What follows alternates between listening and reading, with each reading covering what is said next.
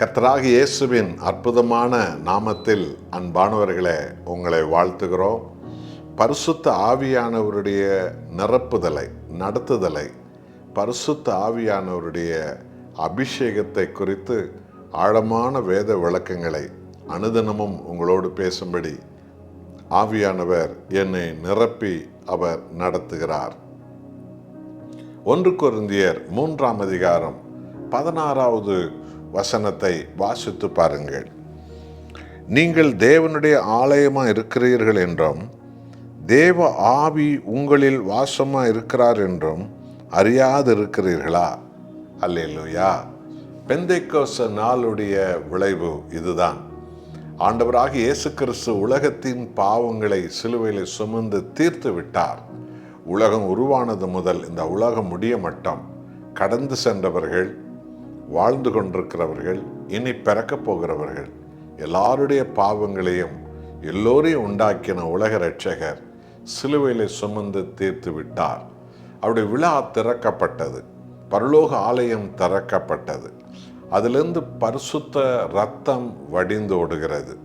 உலகம் முழுவதும் எந்த பாவி மனம் திரும்பி ஆண்டவரை இரட்சகரை ஏற்றுக்கொள்வார்களோ அவர்கள் மேல் இன்றைக்கும் இயேசுவின் இரத்தம் அவர்களை கழுவி அவர்களை உத்தமர்களாக மாற்றும். 2வது, ஜீவ தண்ணீர் விழாவிலிருந்து இறங்கி வடிகிறது.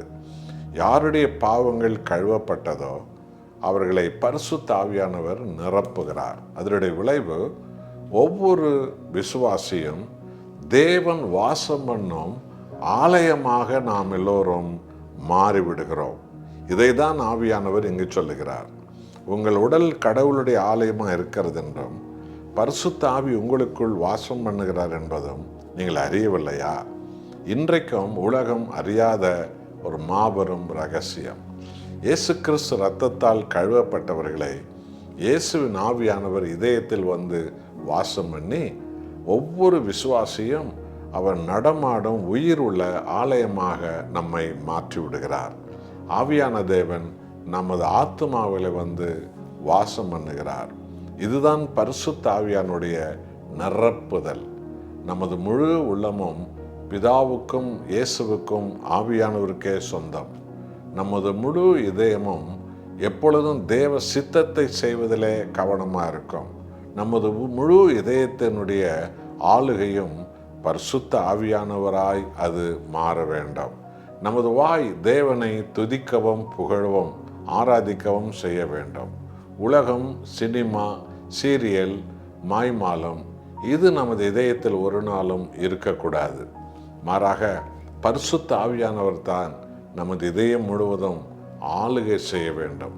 அப்பொழுதுதான் தேவனுடைய விசேஷித்த ஒரு தொடுதலை, ஒரு அபிஷேகத்தை நாம் காண முடியும்.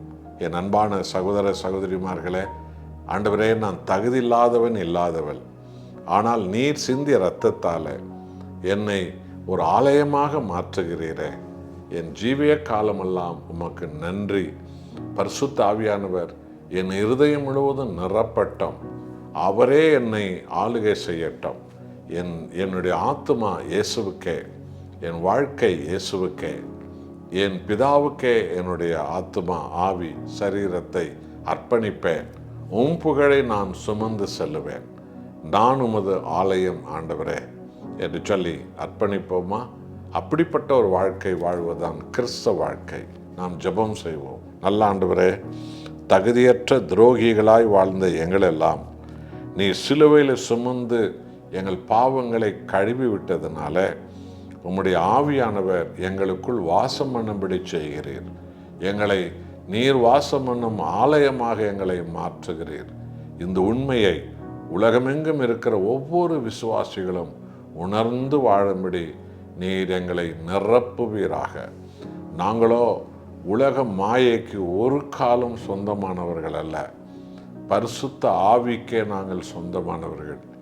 இந்தியாவை அசைக்கும் ஆவியானவர் சபைகளெல்லாம் எழுப்புவீராக. மகிமை உமக்கே. இயேசு நாமத்தில் பிதாவே, ஆமென்.